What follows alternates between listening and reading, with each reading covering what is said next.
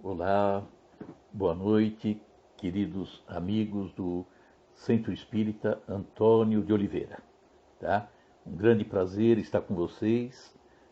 Quem está falando aqui é Adilson Ferreira e um prazer muito grande poder estar com vocês. Nessa situação pela qual nós passamos, essa situação dolorosa, né, da pandemia, é a alternativa que nos resta, falar à distância. Mas quando falamos à distância, falamos a pessoas queridas, pessoas que nos acompanham, que buscam na doutrina o consolo. A distância é apenas física. Nós estamos bem juntinhos, todos nós, juntinhos em coração. E juntinhos porque todos nós procuramos entender cada vez mais o nosso mestre. E o mestre é que nos dá essa ideia de uma união que não existe barreira, não existe fronteira, não existe distância. Então, todos nós estamos unidos, sim, em coração. E unidos porque Jesus nos ensinou isso, amar o próximo como a nós mesmos. Então, um grande abraço e uma grande alegria para mim poder estar com vocês nesse instante. Vamos fechando os nossos olhos e pedindo a Jesus, nosso Mestre Maior, que esteja conosco em todos os instantes da nossa caminhada.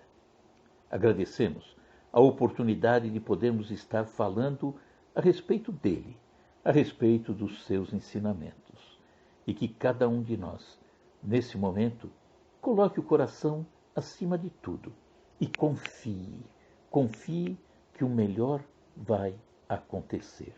Jesus está no comando. Jesus está à frente de tudo. Que assim seja, graças a Deus. Nos foi pedido que falássemos sobre a lição 123 do livro Caminho, Verdade e Vida. Nós vamos ler primeiro o texto completo e depois vamos comentar tópico a tópico. Então, lendo o trecho da lição 123, Esperar em Cristo. E ela foi tirada da primeira carta aos Coríntios, capítulo 15, versículo 19, que diz assim: Se esperamos em Cristo só nesta vida, somos os mais miseráveis de todos os homens. O exame do versículo fornece ao estudioso explicações muito claras. É natural confiar em Cristo e aguardar nele, mas que dizer da angústia da alma atormentada no círculo de cuidados terrestres, esperando egoisticamente que Jesus lhe venha satisfazer os caprichos imediatos? Seria razoável contar com o Senhor tão só nas expressões passageiras da vida fragmentária? É indispensável descobrir a grandeza do conceito de vida, sem confundi-lo com uma vida. Existir não é viajar da zona da infância com escalas pela juventude, madureza e velhice até ao porto da morte. É participar da criação pelo sentimento e pelo raciocínio. É ser alguém e alguma coisa no concerto do universo. Na condição de encarnados, raros assuntos confundem tanto como os da morte, interpretada erroneamente como sendo o fim daquilo que não pode desaparecer. É imprescindível, portanto, esperar em Cristo com a noção real da eternidade. A filosofia do imediatismo na Terra transforma os homens em crianças. Não vos prendais à idade do corpo físico, às circunstâncias e condições transitórias. Indagai da própria consciência se permaneceis com Jesus. E aguardai o futuro, amando e realizando com o bem, convicto de que a esperança legítima não é repouso, e sim confiança no trabalho incessante. Ele fala, a lição já traz como título Esperar em Cristo. E no primeiro parágrafo ele diz: O exame do versículo fornece ao estudioso explicações muito claras. Esperar. Esperar o quê? No Evangelho segundo o Espiritismo, capítulo 19, que é a fé que transporta montanhas, diz que a fé é a mãe da esperança e da caridade também.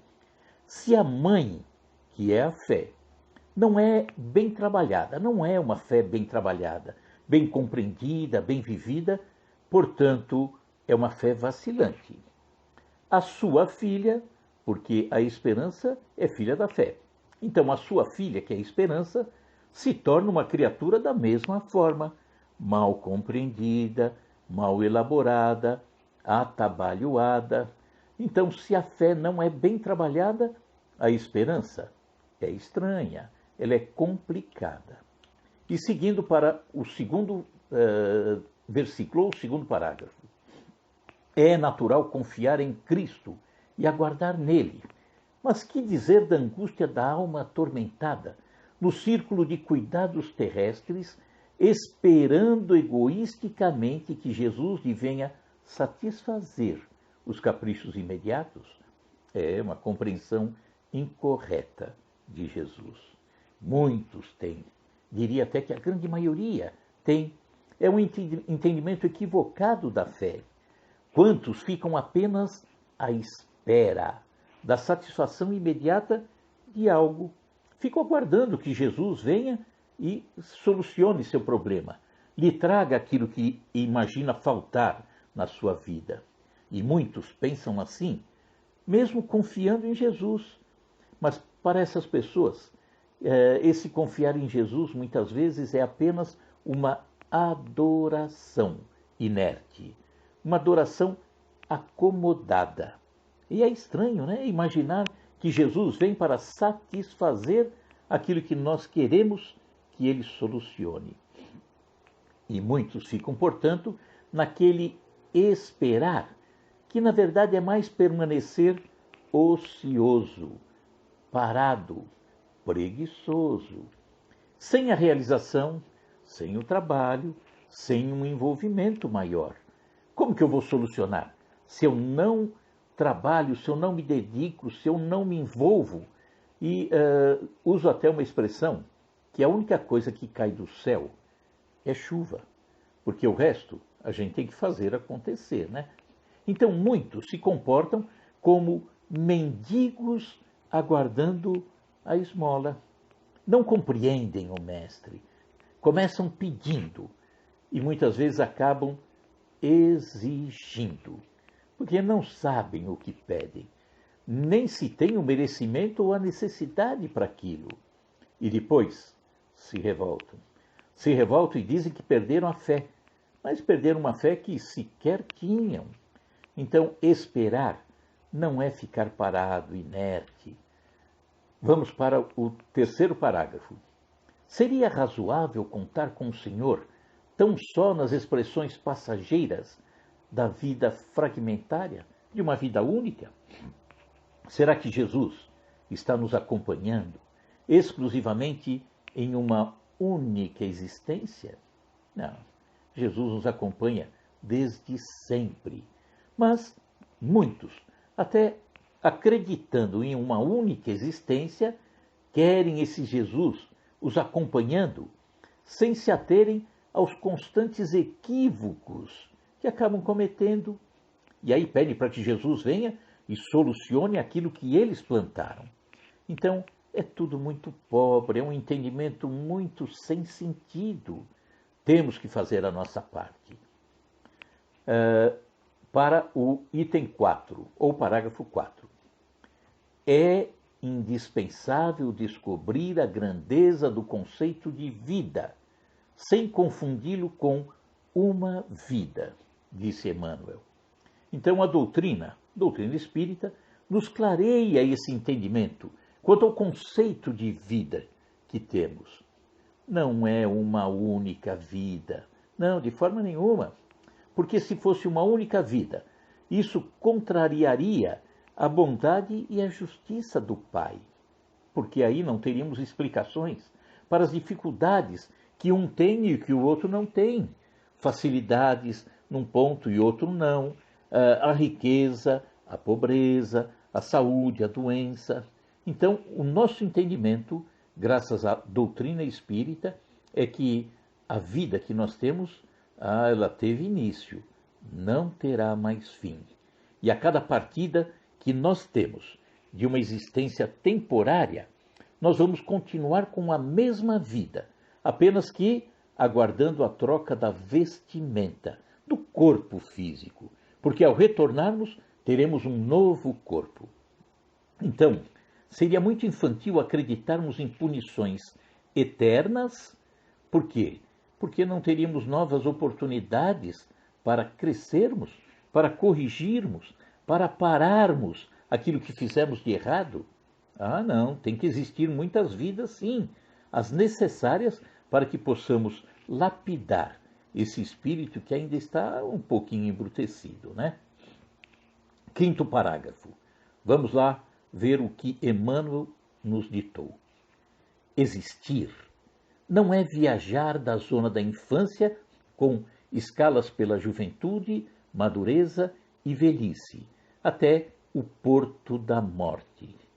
É participar da criação pelo sentimento e pelo raciocínio.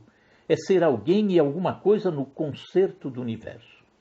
Então, Emmanuel nos chama a atenção para que, se entendêssemos a vida simplesmente o início na infância, passarmos pela juventude, pela madureza e pela velhice, até chegarmos à morte, seria uma viagem única, do berço até o túmulo.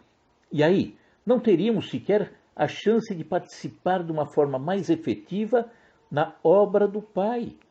Nós somos chamados pelo Pai a participarmos dessa obra grandiosa, maravilhosa. Então, nós temos essa chance. Nós somos muito mais do que simplesmente esse ser ou esse corpo que habitamos hoje. Nós vamos muito além. Nós viemos de um passado que nos deu a chance de grandes conquistas. E estamos indo para um futuro que nos dará a chance de novas e maravilhosas conquistas. E trabalhar sempre nessa obra do Pai, porque nós somos chamados também a sermos trabalhadores e não simplesmente viajantes por essa existência. Quanto mais aprendermos, quanto mais crescermos, melhores trabalhadores nós seremos. Vamos para o sexto parágrafo. Emmanuel diz assim: na condição de encarnados, raros assuntos confundem tanto como os da morte, interpretada erroneamente como sendo o fim daquilo que não se pode desaparecer.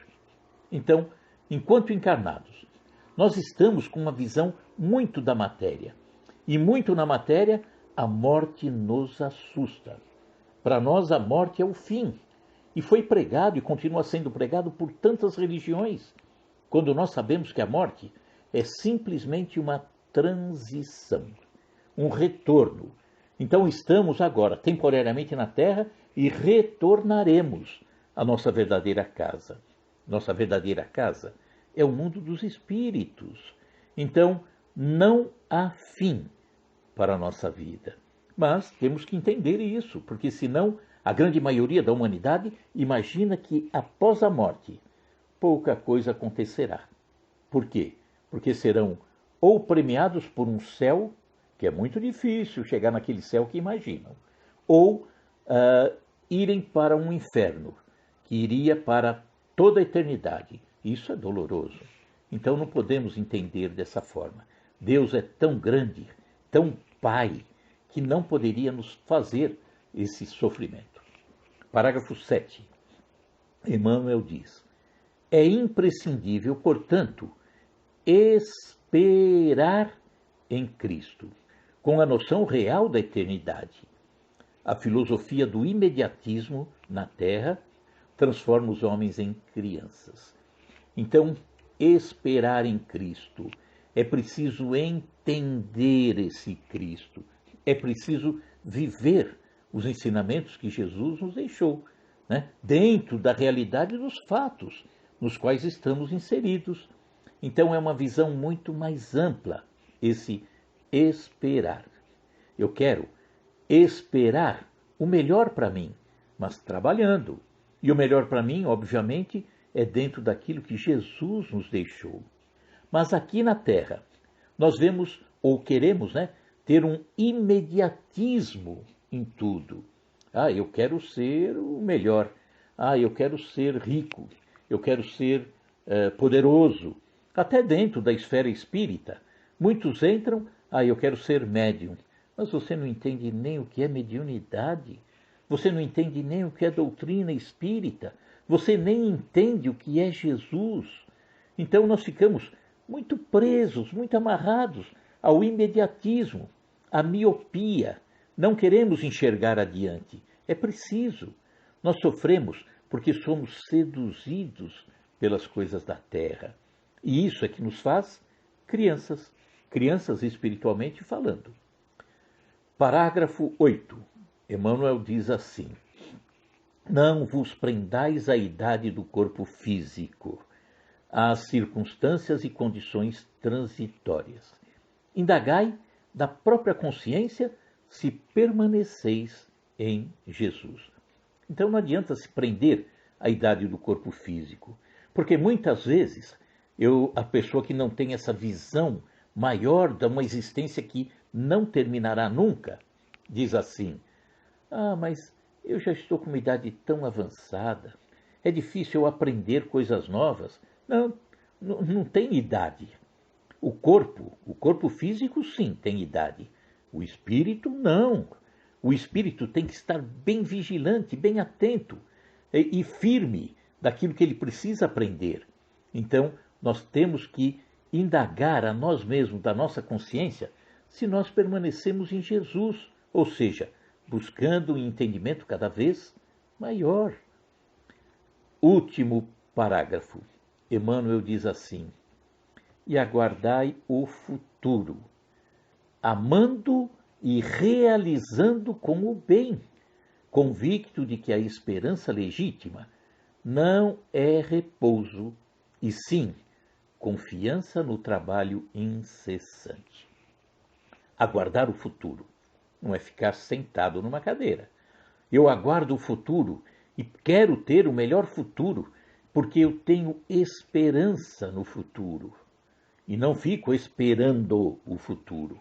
Então, se eu tenho esperança em Jesus. Mas é uma esperança que me leva a trabalhar, uma esperança que me leva a amar, uma esperança que me leva a servir, mas sempre realizando. Nada de repouso, nada de inércia, nada de preguiça. Então, seremos reconhecidos por nós mesmos, pela nossa consciência, pelo trabalho incessante no bem que fizermos. Isto é esperar em Jesus. Então, vamos despertar o nosso coração. Eu quero esperar, mas não esperar sentado, não esperar aguardando que alguém faça. Eu espero realizar tudo que eu tenho que realizar dentro daquilo que Jesus me orientou. Então, mãos à obra. Se entendermos dessa forma, o que eu posso desejar a vocês é bom trabalho, sempre. Vamos então fechar os nossos olhos e trazer à nossa frente a figura serena e bondosa de Jesus, o nosso Mestre Maior. E agradecer a Ele pelo entendimento que já conseguimos através dessa doutrina e através daquilo que vamos raciocinando, buscando, em razão de uma mente que se abre cada vez mais.